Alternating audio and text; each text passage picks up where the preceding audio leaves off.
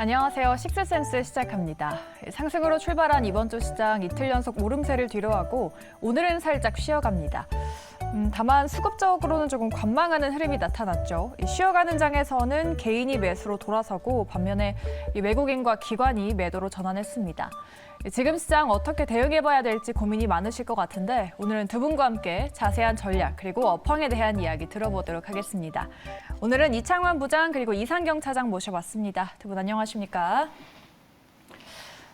JP모건에서 주식 비중을 줄이고 현금 비중을 늘려라 그런 말이 나왔더라고요. 네. 지금 시장이 어떤 상황인지 또 이번 주가 이틀 남았잖아요. 시장이 좀 상방으로 갈까요? 하방으로 갈까요? 일단 앞선에 나와 있는 좀 트리거가 발생할 수 있다는 부담감이 좀 있는 것 같아요. 네. 뭐 다들 아시겠지만 부채한대 협상에 대한 부분들이 마감에 대한 시간을 좀 앞두고 있기 때문에 대부분의 투자자 입장에서는 주식 비중을 늘리는 거에 대한 부담감이 좀 있을 것 같고요.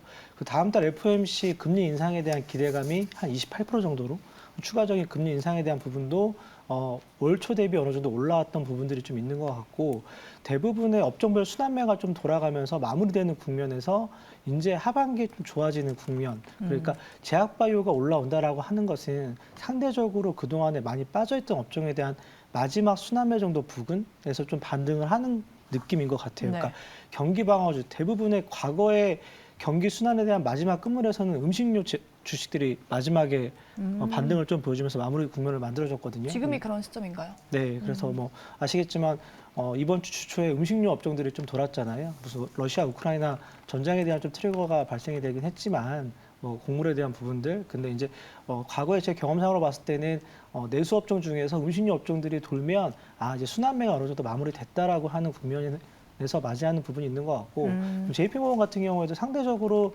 나스닥 같은 경우에 이제 연초 대비 계속 신고가를 기록하는 모습이었고 좀 쉬어가는 국면에서 어느 정도는 좀 확인해야 될 부분들이 좀 있다라고 하는 그러니까 전통적으로 7, 8월 달이 좀 쉬어가는 구간인데 올해 같은 경우에 좀 앞선에 좀 강한 1월 효과가 좀 발현이 됐기 때문에 이런 부분들에서 좀 애견하는 듯한 좀 말이 전달되지 않았나 생각을 하고 있습니다. 네. 우리 부장님은 내일장 시장을 어떻게 보실지 제가 방송하기 앞서서 시장에 대한 한 줄 평을 여쭤봤었는데 수급이 약간은 비정상적인 것 같다라고 하셨는데 어떤 이유에서일까요? 지금 뭐 외국인들 수급이 일단은 삼성전자 쪽으로 좀 노골적으로 좀 쏠려 있고요. 그러니까요. 오늘 이제 화면 띄워주시면 더 좋을 것 같은데요. 네. 그 삼성전자 이거 프로그램 매수도 오늘 삼성전자랑 LG에너솔루션 두 종목이 압도적인데 프로그램 매수가 오늘 그냥 압도적으로 삼성전자 쏠렸습니다. 지금 보시면 삼성전자로 929억 들어왔고요. 네. 프로그램 순 매도로 보면은 에코프로, 에코프 PM 두 종목이 좀 많고 장중에는 포스코홀딩스, 포스코 퓨처링 4개가 이제 상위에 있었는데 하이닉스가 막판에 좀 치고 올라온 상태고요. 네. 그러니까 삼성전자랑 에코프로 그룹주랑 지금 롱숏 가게가 지금 거의 뭐 4월 한 20일부터 지금 거의 매일같이 지금 이렇게 그 삼성전자와 에코프로 그룹 간에 지금 그 네. 반대 수급 현상이 지금 계속 뚜렷하게 나타나고 있고요. 오늘 삼성전자 같은 경우에는 그 외국인들 매수 중에서 그 홍콩계 그 증권사 창구가 제일 매수가 많았습니다. 저번에 말씀해 주셨죠. 네, 거기서 지금 매수가 그냥 순매수로 그냥 쭉 들어왔고요. 그리고 특이한 거는 이게 종목별 그 공매도 쪽을 보면은 이게 이제 그 전에는 그 에코프로비에 에코프로 그리고 포스코 퓨챔 그리고 포스코 홀딩스 이 4종목이 매일 공매도 상위에 있었는데 최근에는 이 삼성전자가 좀 낀 거 보면은 하여튼 수급이 좀 요즘 장이 좀 이상하다. 좀 수급이 좀 뭔가 좀 정상적인 아닌 수급이다라고 보고 있습니다. 네. 두 분 다 잠깐 언급하셨던 뭐 2차 전지나 음식료 섹터가 있었는데 저희가 더 자세한 분석으로 들어가 보도록 하겠습니다. 주제를 나눠봤는데 먼저 키워드로 만나보고 오시죠. 네, 미중 사이에서 흔들리고 있는 국내 반도체 기업들에 대해서 분석해 보도록 하고요. 또 앞서서 얘기해 주신 2차 전지에 대한 이야기 여쭤보도록 할게요. 마지막은 오늘 강했었던 음식료 섹터 체크해 보도록 하겠습니다. 먼저 반도체입니다. 미중 반도체 분쟁이 격화하고 있죠. 이번에 다시 미국 정부가 강하게 다시 한번 강조를 했습니다. 한국 기업이 마이크론의 빈자리를 채우면 안 된다. 이런 잠깐은 뭐 이기적인 발언을 했는데 다만 우리 정부에서는 정부가 뭐 기업에 어떻게 말을 할 수 없는 그런 문제다라고 해서 그래서 삼성 하이닉스가 마이크론의 반도체 빈자리를 채울 수 있을까에 대한 물음표도 나오는데 채울까요, 빈자리를? 뭐 전체 반도체 시장이 600조를 기록을 하고 있고 그 가운데 삼성 하이닉스가 한 40% 정도 디램 가격에 대한 부분들을 시장 MS를 가지고 있는 가운데 아마 이제 미국과 중국에 대한 부분 같은 경우에는 전 세계에서 반도체를 생산하는 국가가 총 6개 국가거든요. 그 마지막 말미에 있는 게 중국인데 그러면 새롭게 반도체를 생산하려고 구성하려고 하면 총 200조 이상에 대한 투자 금액이 결정이 돼야 되거든요. 근데 최근에 미국이 중국에 대한 견제 부분을 강화하는 거는 상대적으로 반도체 업황, 최근에 연초에 이슈가 됐던 뭐 AI라든지 그리고 로봇이라든지 그리고 향후에 발현될 수 있는 자율주행이라든지 반도체가 들어갈 수 있는 부분들이 굉장히 좀 큰 역할을 할 수 있는 하나의 무기가 될 수 있을 것 같고요. 그리고 이제 시스템 반도체라고 하는 부분들 생각보다는 챗 GPT가 불러온 트리거가 마이크로소프트를 중심으로 해서 구글과 최근에 이슈가 나오고 있는 뭐 MS를 필두로 해가지고 계속적으로 서로 맞물리는 부분들이 있기 때문에 미국의 입장에서는 과거에는 이제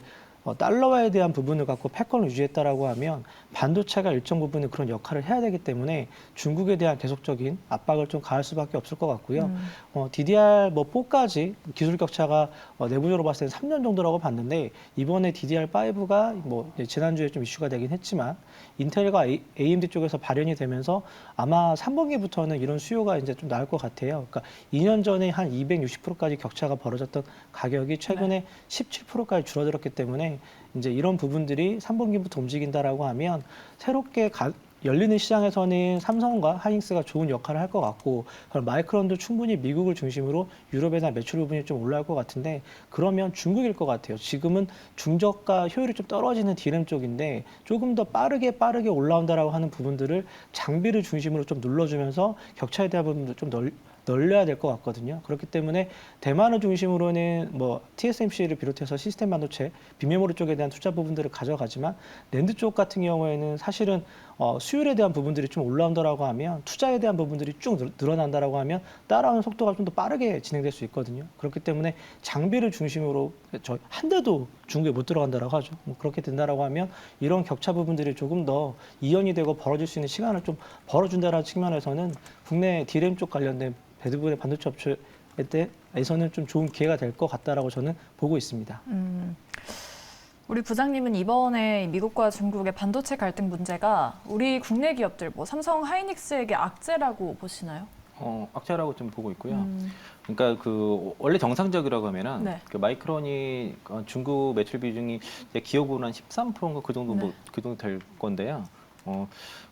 그만큼 이제 우리가 이제 대체 수요가 될 가능성이 있는데 이제 미국이 경고를 했죠. 그리고 또 게다가 우리 그 중국 시장에 이제 삼성전자라든가 하이닉스가 들어가는 데 있어서 미국이 목줄을 쥐고 있거든요. 네. 그 증산 부분을 지금 이번에 요청한 것도 있지만은 허용하는 것도 다 미국이 결정하기 때문에 쉽게 지금 그 대체 수요가는 쉽지 않을 것 같고요.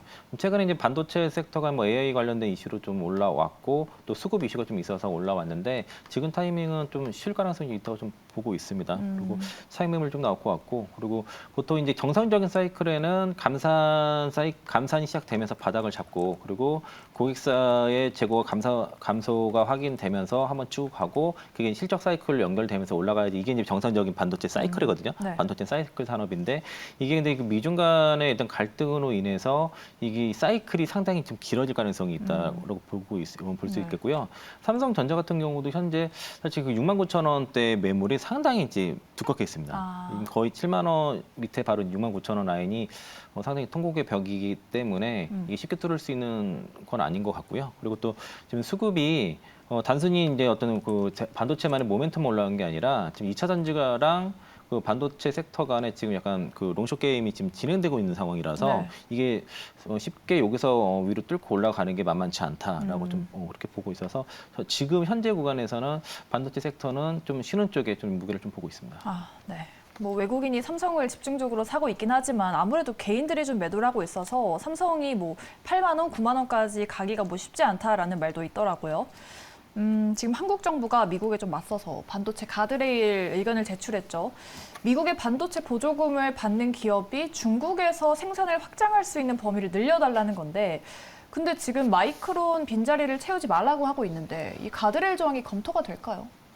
아마 전반적으로 봤을 때는 이제 말씀드린 대로 따라오는 속도라든지 과정에 대한 부분들 그리고 최근에 이제 감산에 대한 부분들을 결정을 했을 때 삼성전자 입장에서는 8개월 정도 재고에 대한 부분들 소진이 되면서 이제 수요에 대한 뭐 회복이 앞선에서 빠르면 한 3, 4개월 정도면 확인이 된다라고 봤는데 상대적으로 미국을 중심으로 수요 부분들이 좀 빠르게 회복이 좀 되는 분위기였던 것 같아요. 그 대신에 이제 중국 같은 경우에는 뭐 이제 최근에 중국을 다녀오신 분들 얘기를 들어보면 로봇을 중심으로는 시장이 좀 빠르게 개화가 되는 부분이고 생각보다는 IT 업종에 대한 수요 부분들 그리고 커지는 MS가 굉장히 좀 빠르게 올라오고 있다라고 보기 때문에 기존의 뭐 AP를 중심으로 해서 모바일 반도체 칩 같은 경우에는 상대적으로 수요 부분들이 조금 덜하긴 하지만 아마 이제 감산에 대한 부분들이 올해 결정됐던 부분들이 제가 알기로는 20여 년 만에 처음 있는 일이라 이런 부분들이 좀 계속 발현이 된다라고 하면 지속적인 투자를 계속 해야 되는 반도체 업종에 대한 특징으로는 향후 8개월 정도 쉰다라고 했을 때 다시 재가동을 할 때 6개월 정도 시간이 걸리거든요. 그렇기 때문에 아마 3분기 빠르면 4분기 초 정도면 반도체 업황에 대한 부분들을 좀 바닥을 좀 확인할 수 있을 것 같고요. 그러면 삼성전자를 중심으로 구조 가까이 매수한 외국인 입장에서는 1,340~1,50원대도 들어오는 이유가 있을 거거든요. 그렇다라고 하면 IT 업종에 대한 바닥을 좀 빠르게 확인할 수 있는 부분들이 뭐 최근에 수요를 중심으로는 좀 빠르게 이런 부분들이 좀 진행되는 바닥권에서 좀 움직임이 있었던 것 같습니다. 네. 미국과 중국 사이에서 반도체에 대한 이슈가 연일 나오고 있습니다. 뭐 국내 기업들이 이에 대해서 어떻게 대응해 나갈지 지켜봐야 될 것 같습니다. 반도체에 이어서 다음은 2차 전지 파헤쳐 보도록 하겠습니다. 2차 전지가 다시금 올라와 주고 있는 것 같습니다. 우리 또 배터리 부장님이라고 제가 말했었는데 마침 또 지난주에 월요일에 2차 전지가 이미 바닥을 잡았다라고 하신 뒤로 정말 다시금 살아나는 움직임을 보이고 있어요. 일단은 다행인데 근데 뭐 2차 전지에 대해서는 뭐 고평가다라는 인식이 있긴 하잖아요, 일부. 이 밸류에이션에 대해서는 이게 좀 엇갈리고 있는데 고밸류라는 논란에 있어서 부장님은 어떻게 생각하시나요? 뭐 전혀 뭐 근거 없다고 좀 보고 있고요. 대체로 이제 이게 왜 그러냐면은 최근에 이제 에코프로 BM이라든가 네. 포스코 퓨처 같은 경우에는 이제 증권사에서도 뷰가 좀 바뀌어서 목표가 상향이 나오고 그리고 뭐 뷰도 매수를 유지하고 있는 상황이고요. 뭐 에코프로 같은 경우도 특정 증권 한 곳, 에코프로 BM도 특정 증권 한 곳에서 이제 매도 정도이고 대체로 지금 약간의 그 뷰가 좀 바뀌는 것들은 최근에 보니까 에코프로 BM과 포스코 퓨처 같은 경우에는 기관들이 꽤 많이 샀습니다. 한 달간. 그래서 이제 기관 투자자들이 많이 산 종목들에 대해서는 뷰가 좀 바뀌는 게 좀 보이고요. 이제 그렇지 않은 종목들은 여전히 뭐 그 뷰가 좀 좋지 않은 그런 상황이다라고 볼 수 있겠고, 전 그래서 이게 이제 그 물량이 없기 때문에 그렇게 지금 플레이를 하고 있다라고 얘기를 하고 있고요. 오히려 지금 그 삼성전자랑 에코프로 BM에 관해서 이게 이제 사실 추정이긴 합니다. 이게 왜냐면 어떤 뉴스라든가 팩트로 이렇게 확인된 건 아니고 다만 이제 너무 매일같이 이제 삼성전자 쪽에 매수가 들어오면 에코프로 그룹주의 매도가 나오고 그리고 삼성전자의 매도가 늘어나면 에코프로 그룹주의 매수가 들어오는 이런 상황이 반복되다 보니까 어느 정도 그 홍콩기 롱초펀드에서 들어온 게 아니냐 이런 좀 추정을 하고 있거든요. 그리고 또 하나가 특이한 사항이 지금 삼성전자에 갑자기 공매도가 늘고 있습니다. 현재. 그러니까 지금 한쪽에서는 그 삼성전자를 계속 사고 2차 전지 속에 그 숏을 공매도를 치고 있는데 다른 외국인은 또 삼성전자에 공매도를 지금 치고 있다는 거죠. 그게 갑자기 늘어났습니다. 이번 주부터 갑자기 생겼고요. 하이닉스 공매도가 늘고 있어서 이 수급이 뭔가 좀 외국인 수급도 한쪽 방향이 아니라 삼성전자 하나 가지고 상방 하방이 지금 다 갈리고 있는 상황이고요. 기관들이 은근슬쩍 LNF를 비롯해서 국내 그 양극재 기업들, 코스모 흰소재를 포함해서 양극재 기업들을 대표한 4군데 정도를 뭐 지금 사모으고 있고 또 LG 에너지솔루션도 오늘 외국인들이 매수 이일 정도로 최근에 외국인들이 꾸준히 LG 에너지솔루션을 모아가고 있는 측면을 봤을 때는 삼성전자 같은 경우에는 아마 이게 이 수급 문제가 이게 꼬여 있는 게 풀리게 되면은 저는 당장은 지금 위로 치고 가는 것보다 좀 조정 가능성이 있다라고 좀 무게 두고 있고요. 또 하나가 이제 그 반도체 쪽과 지금 2차 전지 간의 롱숏 관계가 명확하다 그러면은 특히나 이제 물량을 많이 주는 좀 개인들이고 에코프로 같은 경우에는 대주는 0이고요, 그냥 하루에. 그리고 대차 물량도 지금 거의 바닥에 나오고 있습니다. 그리고 대차 이자도 급증을 하고 있는 상황이기 때문에 쉽게 이제 이게 거래량도 좀 거의 없거든요. 그러니까 안 파는 개인들이 안 파는 거예요. 안 팔고 뭔가 그 프로그램 매도로 인해서 공매도를 이렇게 치고 있지만은 쉽게 밀리지 않은 상황이고요.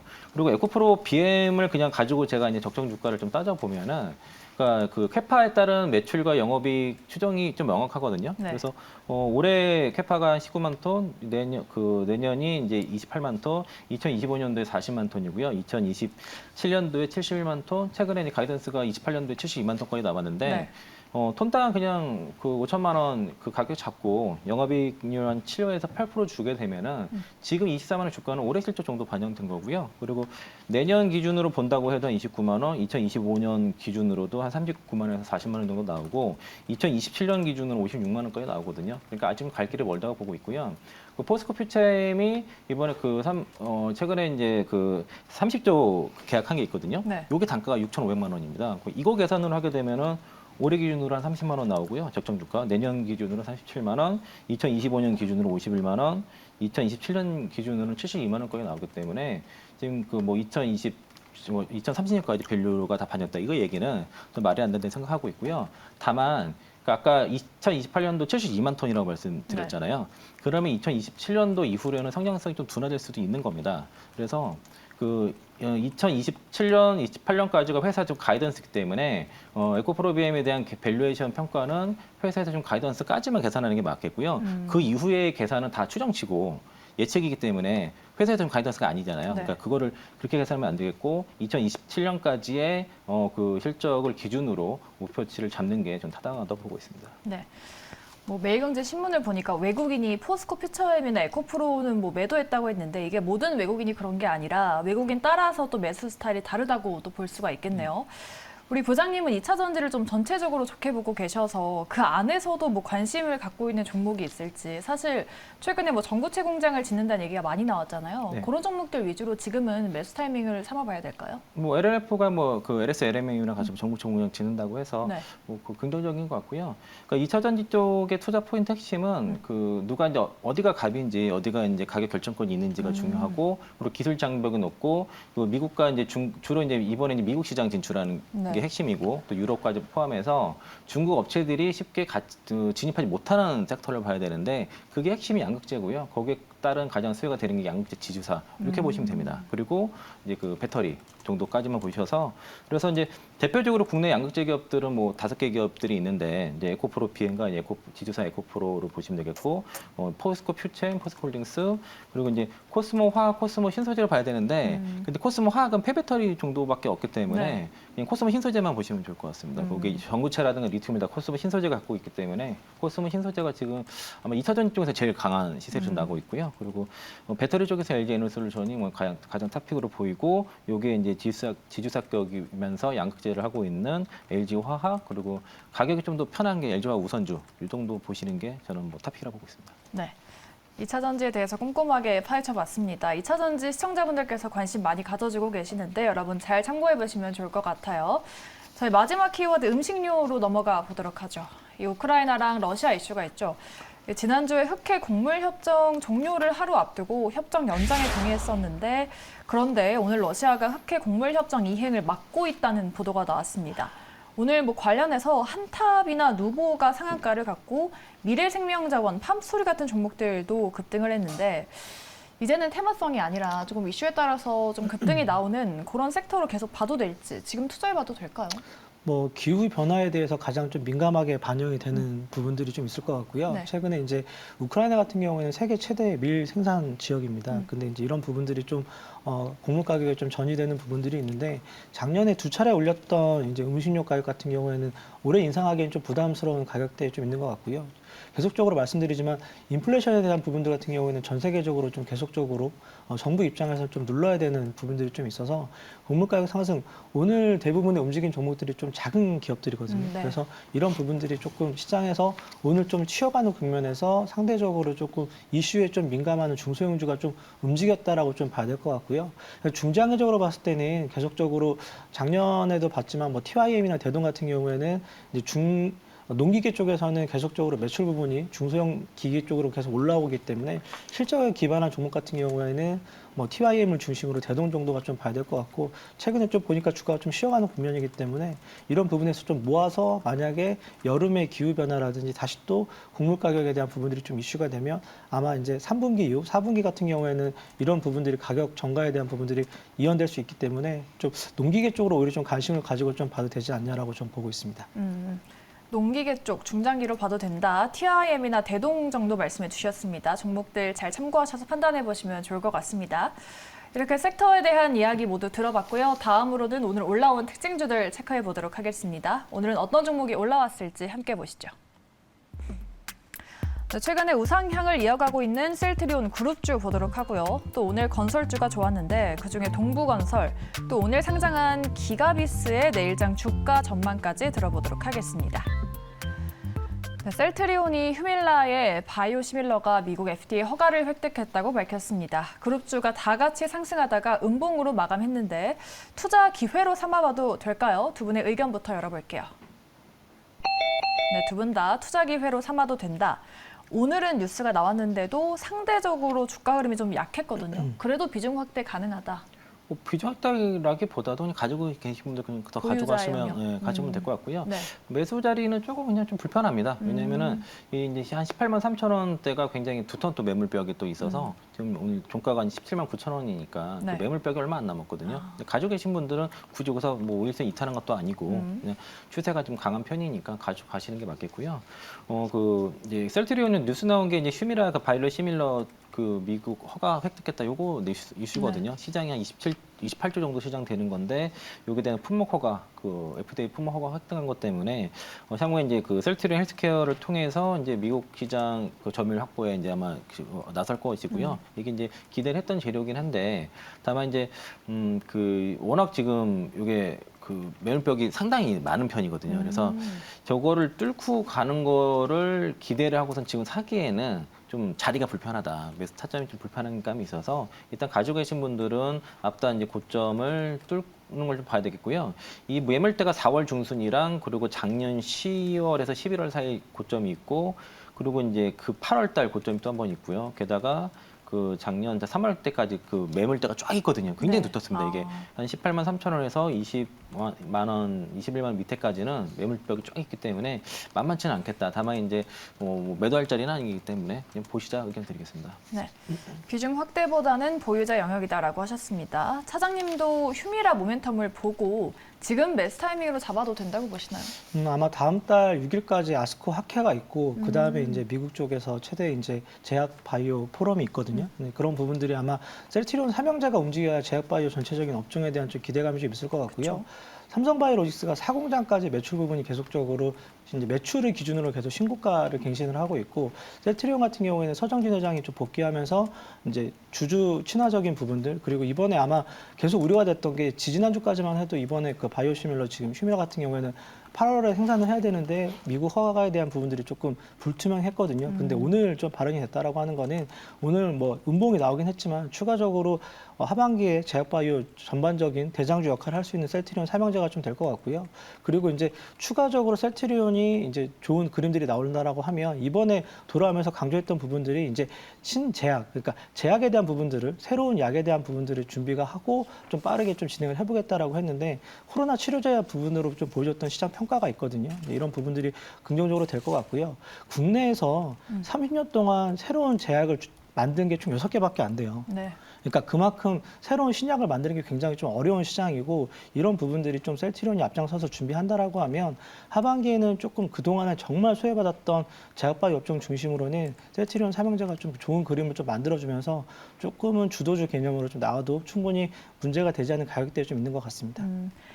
ASCO 학회랑 미국에서 제약바이오 포럼이라는 이벤트가 남아있기 때문에 셀트리온 제약바이오 섹터의 바로미터로서 지켜봐도 된다라고 하셨습니다. 다음 종목 동부건설 보도록 하죠. 엘살바도르와 수주를 체결했다고 정날 장마감 후에 공시했고요. 오늘 또 바로 상한가 부근까지 갔다가 음봉 마감했습니다. 대규모 수주로 부진을 털어낼 수 있을까요? 네, 두 분은 털어낼 수 없다. 여전히 바닥권이긴 한데 지금 투자할 만한 메리트는 없나요? 동부그룹 개인적으로 좀 아쉬운데 어닝으로 벌어들이는 기업이 이제 없어요. 사실은 동부 쪽에서는 네. 과거에 저희가 뭐 프로미를 대표적으로 보는 금융업종이 있을 것 같고 제철업종 근데 이런 정도가 좀 남아 있었는데 돈이 될 만한 알짜 사업들은 좀 정리가 됐고 조금은 가벼운 종목에서 오늘 전일에 이제 공시 내용을 가지고 주가가 좀 움직였는데 네. 중소형 건설사 쪽 같은 경우에는 계속적으로 아마 PF 부분들이 계속 좀 트리거가 될 것 같아요. 그래서 최근에 뭐 재건에 대한 이슈라든지 워낙 많이 빠져 있기 때문에 이런 부분들이 좀 주가적인 측면에서는 바닥에서 좀 반등을 좀 보여주는데 오늘 뭐 대량 거래를 수반한 가운데 좀 운봉을 나왔던 흐름들은 이런 부분들이 향후에 주가에 좀 반영이 될 수 있는 좀 우려감도 있거든요.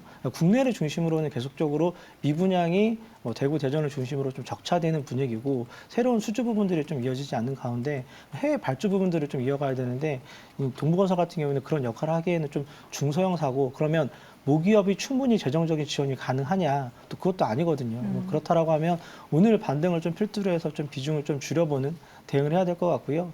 이제 다만 이제 그동안에 가장 크게 중소형 건설사에서 이슈가 됐던 SBS 모기업이죠. 네. 태양건설 같은 경우에는 부채 부분들이 1분기 대비해서 2분기 좀 감소되는 부분이 있었기 때문에 오히려 뭐 태양건설이라든지 TY홀딩스, 그러니까 워낙 시장에 노출됐던 PF 1등 기업에 대한 부분들은 오히려 주가가 좀 트리거가 생길 때마다 좀 모아야 될 것 같고 그런 개념이 과거에 뭐 HD 현대산업개발이라고 광주에 이제 주상복합 건물이 네. 이제 어느 정도 이제 다시 또 무너지면서 이런 영향을 받았는데 아마 그런 부분에서 그러니까 악재가 발현됐을 때 접근할 수 있는 게 중소형 건설사인 것 같습니다.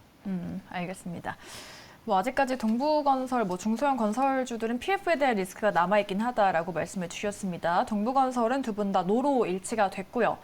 다음 종목은 오늘 코스닥 시장에 상장한 기가베스 보겠습니다. 뭐 따상은 실패했지만 주가는 강세를 보였습니다. 이 신규 상장주의 앞으로의 흐름이 어떻게 될지 두 분이라면 매수하시겠습니까? 두 분의 의견입니다. 네, 두 분 다 노라고 하셨습니다. 일반 청약에서 증거금이 10조 원이 몰렸다고 하고 또 최근에 반도체 기업들의 분위기가 좋은데 그럼에도 노를 주셨다는 게 주가가 좀 위치적으로 부담스러운 위치일까요? 일단 비쌉니다. 비싼 게 가장 먼저고요. 네. 이게 공모가 43,000원이고 오늘 장중 마감된 게 79,000원이고요. 장중 두 배 가까이. 88,500원이 장중 최고가였는데 이게 올해 실적 추정치가 매출이 1,100억 그리고 영업이익이 433억 그리고 당기 순이익이 355억이거든요. 그러면 시가총액이 아마 1조 원만 넘었을 거예요. 이게 오늘 이게 9천억 정도 끝나네. 장중 1조 정도 됐는데 그러면은 퍼가 한 30배 가까이 되죠. 장비주인데 좀 비쌉니다. 장비주 네. 보통 10배 정도 주고 많이 주면은 15배고 지금 그 한미 반도체가 그 12개월 포드 PR이 21배 정도 되거든요. 많이 주가 많이 올라서 네. 저점에서 많이 오르고 그리고 바닥에 있는 유진테크도 한 12개월 포드 PR이 15배 정도 되는 상황이고 이거 30배 정도 되는 건 좀 부담스럽습니다. 좀 너무 비싸다고 보고 있어서 전 지금 뭐 내가 갖고 있다면은 그냥 다 차익하는 게 맞다고 보고 있습니다. 네.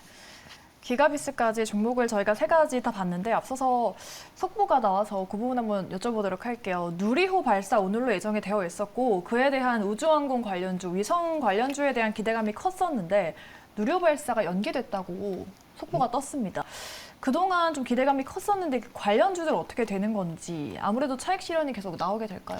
오늘 장중의 흐름 자체가 좀 약했어요. 왜냐하면 작년에도 경험을 했던 부분들이 좀 네. 있거든요. 그러니까 누리호 발사 전후로 해서 주가가 이제 그런 밀렸었죠. 기대감에 있다가 이제 실패 부분에 있어 주가가 좀 빠졌기 때문에 네. 아예 오늘 같은 경우에는 장중에 뭐 AP성을 중심으로 인텔리안 테크 같은 경우도 계속적으로 약세 부분을 띄었기 때문에 그 전에 기대감으로 주가가 충분히 올라왔으면 오히려 좀 강하게 조금 영향을 받을 수 있는데 아마 이런 부분들이 좀 준비했던 과정이라든지 좀 지켜보자라는 좀 흐름들이 좀 강했던 것 같아요. 그래서 아마 시간에는 분명히 영향이 있을 텐데 뭐 내일까지 조금 이어지면 누리호 발사에 대한 기대감은 이런 부분들이 좀 미리 움직였던 영향 부분이 크지는 않을 것 같다라고 좀 보고 있습니다.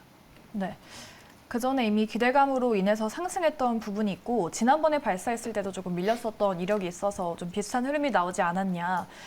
부장님 지금 관련해서 종목들 시간외에서 좀 움직이는 종목들이 있을까요? 지금 어떻게 바라봐야 될까요? 제가 보고 있지 않아서 잘 모르겠지만은 저는 이제 이벤트 전날에는 해당 주식 사는 거 아니라고 좀 말씀 좀 드리고 싶고요. 네. 이벤트가 끝나도 객상승하면 그게 이제 재료 노출일 수 있고 그리고 안 되면 실패하면 또 급락을 맞기 때문에 주식은 이벤트 전날 그 관련주 사는 게 아니고요. 어제 타방송에서 요 주제를 한번 이거랑 다른 뭐 바이오랑 두 가지 선택해달라 그래서 제가 일부러 이걸 안 했습니다. 네네. 왜냐면 관심 갖지 말라고. 그러니까 굳이 이런 뭐 누리호 발사라든가 이런 그 이벤트성에 있는 종목을 이게 그 성공을 기대하면서 투자하는 거는 좀 바람직하지 않다고 보고 있고요. 어쨌든 뭐 그 해당 기업의 펀더멘탈 위주로 보는 게 맞겠고 저런 과정에 있어서 이벤트로 인해서 주가 슈팅이 나오게 되면은 뭐 그 차익 실현의 기회로 삼으시는 게 좀 맞다고 봐서 가급적이면 누리호 관련 종목들은 그렇게 굳이 관심 안 가지는 게 좋을 것 같습니다. 네. 지금 뭐 AP 위성이나 하나 에어로스페이스 같은 종목들 지금 시간 외에서 1% 내외로 밀리고 있네요. 두 분 다 이벤트가 어떻게 되는지 결과와는 조금 상관없이 좀 보수적인 시각으로 보고 계십니다. 참고해 보시면 좋을 것 같아요. 네, 두 분과 이렇게 다양한 이야기 그리고 누리호에 대한 이야기까지 들어봤고요. 두 분은 여기서 보내드리도록 할게요. 지금까지 이창환 부장님 그리고 이상경 차장님과 함께했습니다. 두 분 오늘 말씀 고맙습니다.